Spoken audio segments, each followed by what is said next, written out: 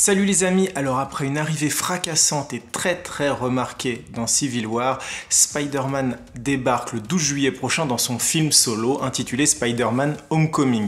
Alors, qu'est-ce que ça vaut? Est-ce que ça valait vraiment le coup de relancer la licence après un reboot très mitigé, il faut le dire, et un deuxième opus d'ailleurs qui était très mauvais? Donc voilà, j'ai pu voir ce film en avant-première et je vous en parle maintenant et c'est sans spoilers. Spider-Man Homecoming. Vous le savez sans doute si vous me suivez, je suis un grand fan de l'univers de DC Comics, mais je ne rechigne pas à aller voir quelques films Marvel, que j'aime beaucoup d'ailleurs aussi. Et là, je dois dire que j'ai pris beaucoup de plaisir. En effet, j'ai bien aimé Spider-Man Homecoming. Le film fait 2h13, j'ai pas vu le temps passer, ça s'enchaîne bien, il y a de bonnes scènes d'action, on rigole beaucoup, et d'ailleurs, on rigole peut-être un peu trop à mon goût, et ça c'est un point négatif sur lequel je reviendrai un peu plus tard, mais en règle générale, c'est un bon film de divertissement et on prend beaucoup de plaisir. Donc on se retrouve 5 mois, je crois, après les événements de Civil War. Dans les événements de Civil War, si vous vous rappelez bien, donc Peter Parker, Spider-Man avait été appelé par Iron Man pour combattre et essayer d'intercepter Captain America. Et là-dessus, c'est très bien fait parce que le film va nous rappeler ce petit passage de l'aéroport dans une vidéo très bien montée, très drôle.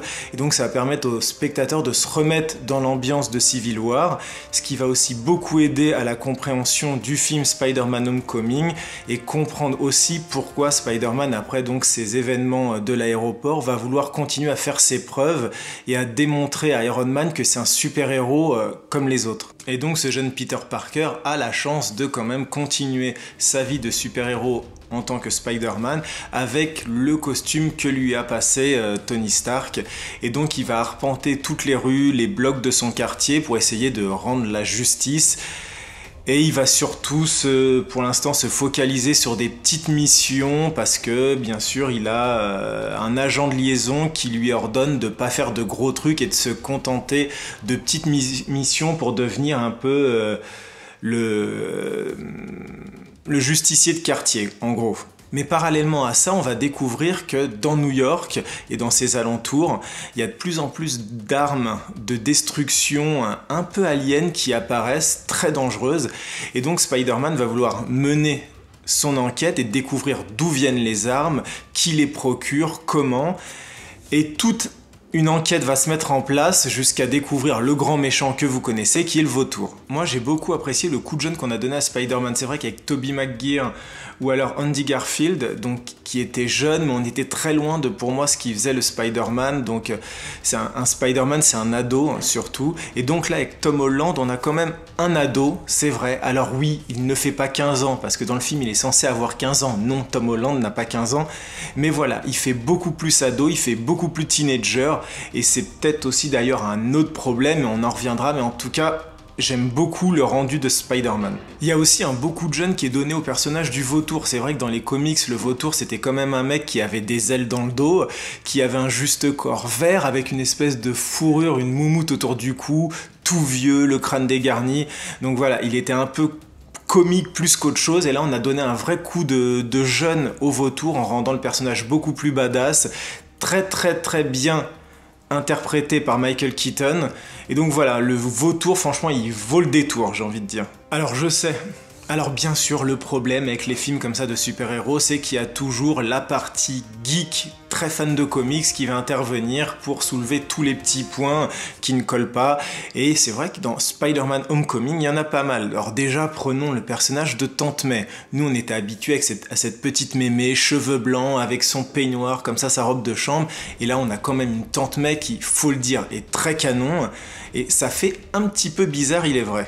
On notera aussi que ce Spider-Man-là a quand même un costume très high-tech, et nous on est habitué au Spider-Man un peu plus classique avec juste ses toiles, et là c'est vrai que vous le découvrirez dans le film, il a énormément de gadgets dans son costume, mais c'est limite des fois impressionnant, voire un peu surréaliste, parce que c'est digne d'un jeu vidéo, il y a des trucs complètement fous, mais bon, ça fait partie du personnage, ça fait partie de ce costume qu'a designé Tony Stark, donc voilà, c'est comme ça.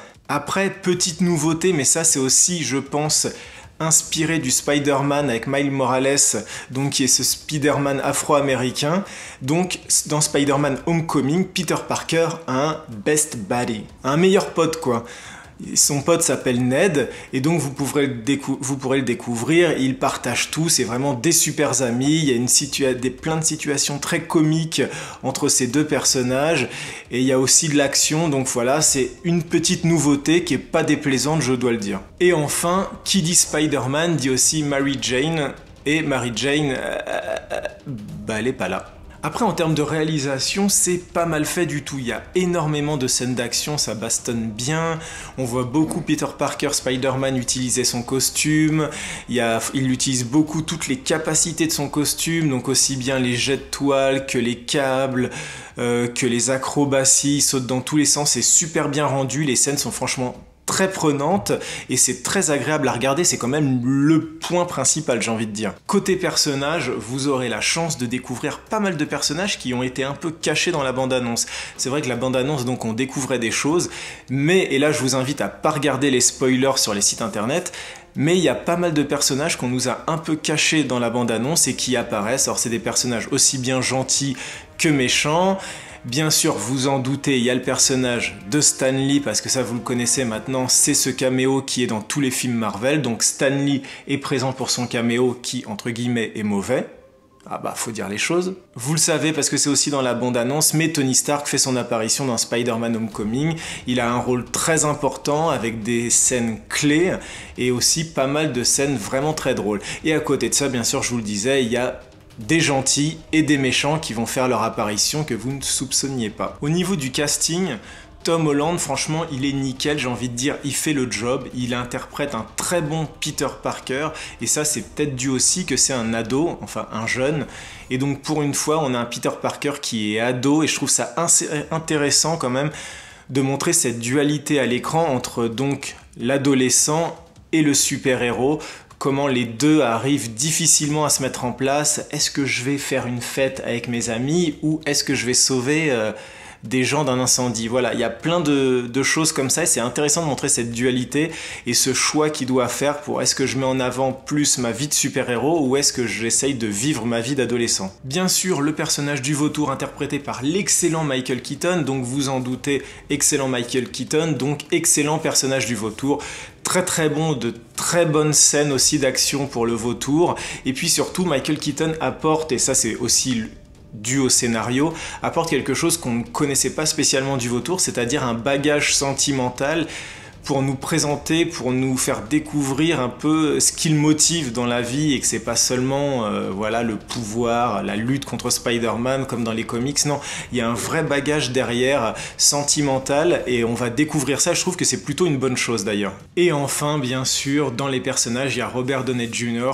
donc qui fait son personnage complètement excentrique de Tony Stark, vous en doutez, ça fait des années qu'il le rôde, donc c'est toujours le même, mais c'est toujours aussi agréable. Tony Stark, Iron Man, c'est un rôle qui tient à merveille, donc c'est son rôle. Et là, c'est toujours agréable de voir des scènes où il intervient. Et il n'y a rien à dire là-dessus, tout simplement. Alors maintenant, on arrive à la partie où je vais un peu vous dire tout ce qui m'a gêné dans le film. Et là, il y a des chances, mais franchement, solide comme un roc. J'attaque direct. Il y a des chances que je me fasse défoncer, comme ça a été un petit peu pour Transformers The Last Night, la dernière critique, où on m'a bien fait comprendre que je n'y connaissais rien et que donc mon avis était pourri. Mais voilà, je vais vous dire tout ce que je n'ai pas aimé dans Spider-Man Homecoming. Un petit truc qui m'a gêné dans Spider-Man Homecoming, c'est quand même, revenons en arrière, Spider-Man donc dans Civil War a affronté quand même Captain America, le Winter Soldier, le Faucon, voilà, il a affronté de gros héros, il a même affronté Ant-Man, il s'est super bien débrouillé, il a franchement géré du début à la fin, ça a été un personnage clé à des moments très importants de la bataille, donc voilà, il n'y a rien à prouver, il a complètement géré face à des héros aguerris.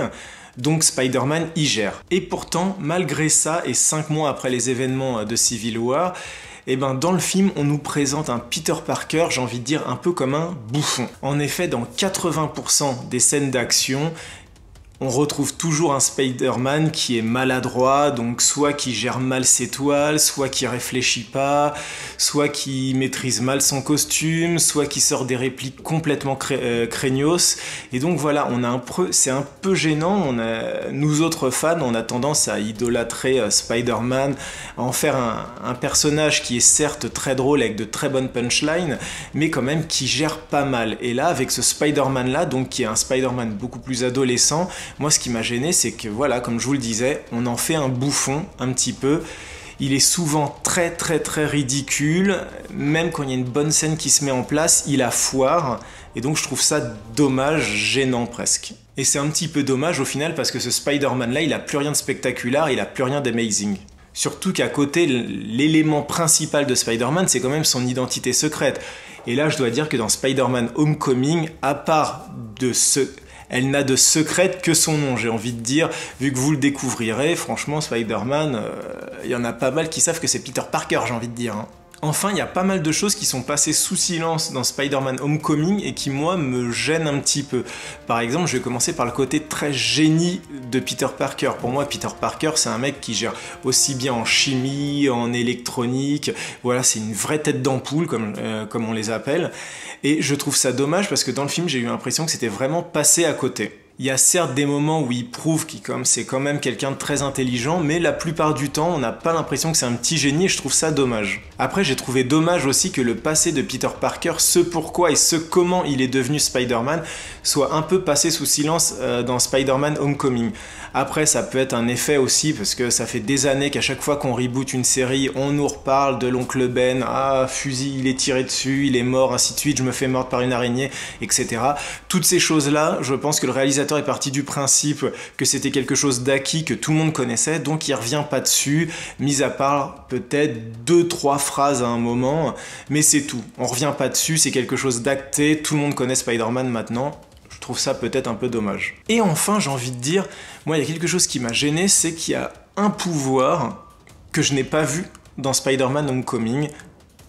Alors oui, il se balance de building en building avec ses toiles, oui, il est super fort, mais il y a quelque chose qui est quand même essentiel à Spider-Man, c'est son Spider-Sense. Donc c'est-à-dire, vous voulez l'attaquer par derrière et le matraquer, il va le sentir et il va réussir à éviter. Et ça, on le voyait très bien dans les autres films.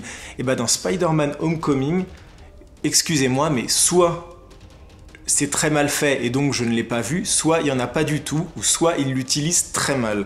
Et ça, je trouve ça dommage, il manquait ce truc. J'aurais aimé voir dans Spider-Man Homecoming ce rappel du Spider-Sense où à un moment, je sais pas, il y a une action où il va sentir quelque chose alors qu'il ne le voit pas et il va réussir à esquiver cette chose. Et ça, je trouve que ça manque dans le film et c'est dommage aussi. Voilà, je vous ai à peu près tout dit sur mon ressenti sur Spider-Man Homecoming qui sort le 12 juillet prochain au cinéma. J'espère que ça vous a plu. Vous l'aurez compris, dans l'ensemble, j'ai bien aimé le film. Les petits points négatifs, c'est vraiment en chipotant, mais j'ai bien aimé, c'est un très bon divertissement. On s'amuse beaucoup, peut-être un peu trop des fois, faudrait peut-être mettre plus de tension, mais voilà, on rigole, il y a beaucoup de personnages charismatiques, il y a de très bons acteurs, il y a de très bons effets spéciaux, et je trouve que c'est un bon présage pour ce reboot de la licence Spider-Man, qui est lancé par Sony en partenariat avec Marvel. Et d'ailleurs, on le sent que les deux se sont entendus pour créer ce nouveau Spider-Man. Je vous conseille fortement le 12 juillet prochain d'aller voir Spider-Man Homecoming et de revenir ici sur la chaîne BibiBuzz TV pour me noter dans les commentaires ce que vous avez pensé du film, si vous êtes d'accord avec moi, si vous n'êtes pas d'accord avec moi, mais à ce moment-là, évitez le ferme ta gueule de préférence. En tout cas, si vous avez aimé cette vidéo, n'hésitez pas à mettre un petit pouce bleu vers le haut. Et moi, je vous dis à très bientôt pour de nouvelles vidéos. Et désolé pour le décor, déménagement, j'ai pas eu le temps d'aménager encore. Ciao.